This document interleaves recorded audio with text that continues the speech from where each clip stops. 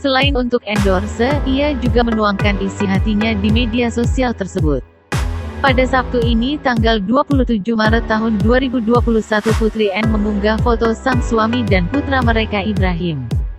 Terlihat di foto tersebut, nampak Arya Saloka, 29, menggendong sang putra. And caption foto, "Cinta dalam hidupku, Baba dan Pentol." Postingan itu lantas menuai komentar dari netizen. Yang ramai mendapatkan tanggapan adalah komentar netter yang membandingkan Arya Saloka dengan Billy Syahputra. Diketahui, belakangan ini memang Amanda Manopo dikabarkan telah putus dari Billy. Isu yang menyebut Billy merasa cemburu dengan kemesraan Amanda dan Arya Saloka. Billy juga dikabarkan telah memiliki wanita lain.